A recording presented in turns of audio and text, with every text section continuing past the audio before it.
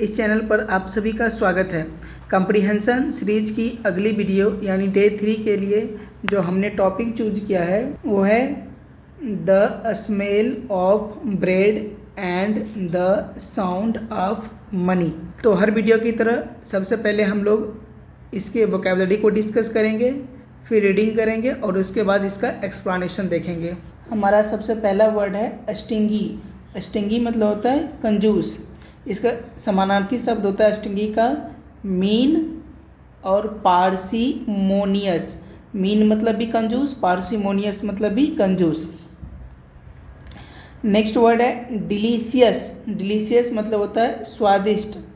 Next word wish. Wish मतलब चाहना। Enjoy. Enjoy means आनंद लेना। स्मेल। स्मेल मीन्स महकना या सुगंध देना या सूंघना। लेकिन स्मेल जब क्या हो, नाउन हो, तब इसका मतलब होता है महक या सुगंध। फील। फील मतलब महसूस करना। प्रोडक्ट। प्रोडक्ट मतलब उत्पाद या सामान। कंप्लेंट मतलब शिकायत। सर्च। सर्च मतलब खोजना, तलाश करना। सर्च का समानार्थी शब्द होता है फाइंड या सीक। इसका मतलब ये होता है खोजना या तलाश करना। नेक्स्ट वर्ड है हमारा ईगरली। ईगरली मतलब होता है उत्सुकता पूर्वक। जब ईगर होता है, ईगर का मतलब होता है उत्सुक, उतावला। तो ये ईगर जो होता है ये एडजेक्टिव होता है। क्या होता है? एडजेक्टिव। और ईगरली जो होता है हमारा, ईगरली होता है हमारा एडवर्ब। तो ईगरली मतलब उत्सुकतापूर्वक और ईगर मतलब होता है उत्सुक या उतावला। रिटर्न। रिटर्न मतलब लौटना या लौटाना, वापस करना। पनिशमेंट। पनिशमेंट का मतलब होता है सज़ा। क्राइम। क्राइम मतलब अपराध। बेक। बेक मतलब होता है पकाना या सेकना। बेकर। बेकर मतलब ब्रेड और केक बनाने वाला। जो ब्रेड और केक बनाते हैं उसको हम क्या बोलते हैं? बेकर। तो ब्रेड या केक को हम क्या करते हैं? आग में हीट पे उसको सेक के पकाते हैं, इसलिए बेक मतलब पकाना सेकना होता है। और जो ये काम करता है किसको? ब्रेड को और केक को पकाने वाला, सेकने वाला, उसको हम क्या बोलते हैं? उसे हम बेकर बोलते हैं। जिंगल। जिंगल मतलब झनझनाना या खटखटाना। खटाना।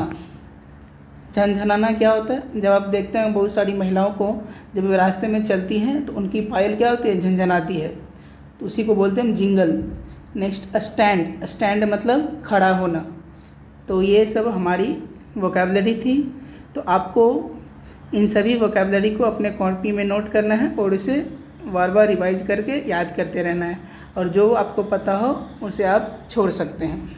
अब हम लोग इसका रीडिंग करेंगे, तो आइए पढ़ते हैं इसे। There was once a stingy baker but he baked delicious bread. There was a poor man he wished to enjoy sweet smelling bread but he did not have any money, so he would stand outside the bakery every day enjoying the nice smell of baking bread. The baker was very angry with the poor man. He felt that anyone who smelled his delicious products should pay for the smell. So he took the poor man to court. The judge heard the baker's complaint patiently. Then he asked the poor man, "Do you have any money?" The poor man searched his pockets and produced two small coins. This is all the money I have, he said to the judge. The judge took the money from the poor man. The baker was delighted. He smiled and eagerly held out his hand to take the money from the judge. But the judge did not give money to the baker. He only jingled the coin together.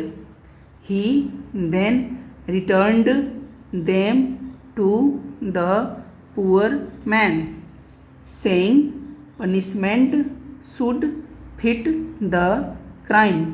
The price for the smell of the bread should be the sound of the money. तो अब हम लोग इसका explanation देखेंगे. There was once a stingy baker. एक बार एक कंजूस baker था. अभी बेकर हम लोगों ने पढ़ा, जो ब्रेड और केक्स बनाते हैं उन्हें बेकर कहते हैं. तो कैसा बेकर था? कंजूस बेकर था. But he baked delicious bread. लेकिन वह स्वादिष्ट ब्रेड पकाता था. There was a poor man. एक गरीब आदमी था.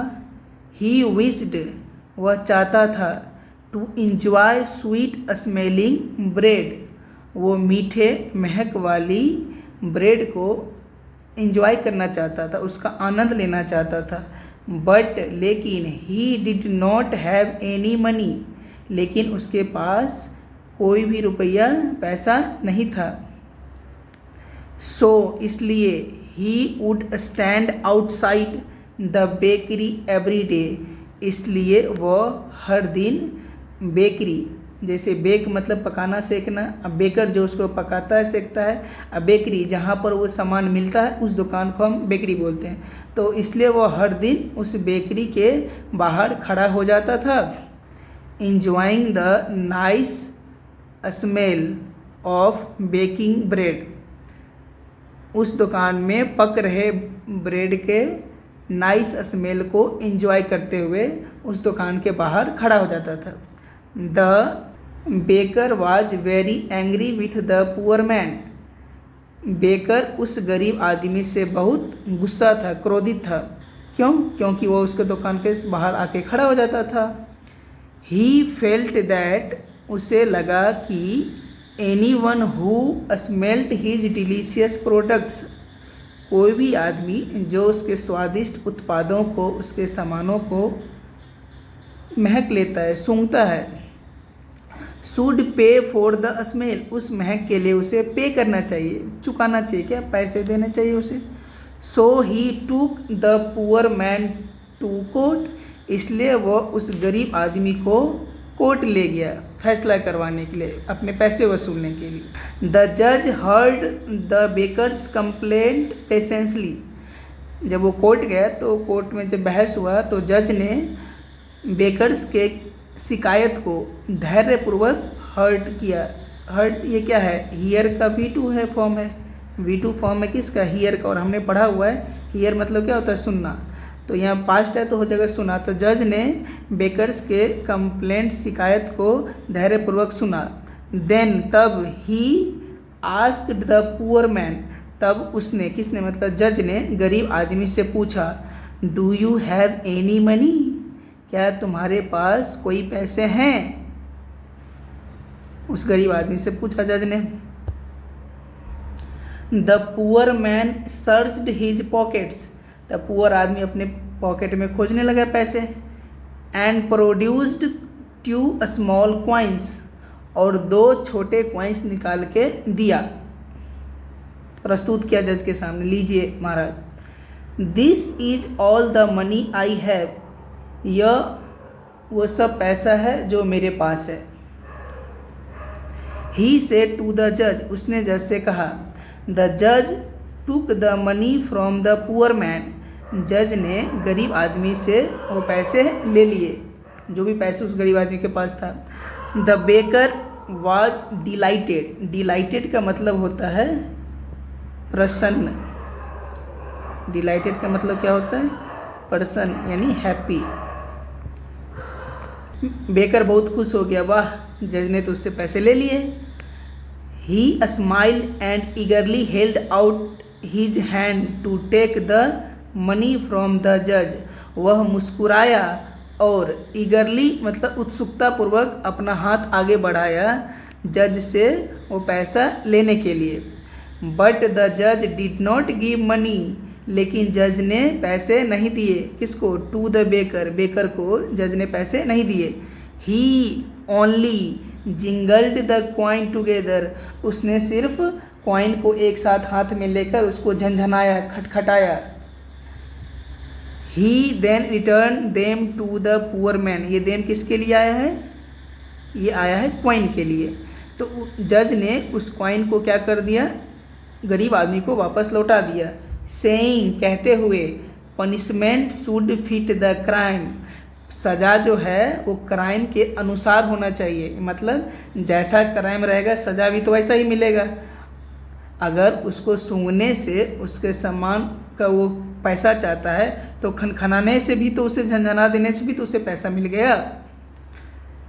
The price for the smell of the bread, bread के स्मेल का जो प्राइस है, कीमत है, should be the sound of the money, वो क्या होना चाहिए? मनी का साउंड होना चाहिए, आवाज़ होना चाहिए। बस मनी का साउंड हो गया तो उसका प्राइस चुकता हो गया।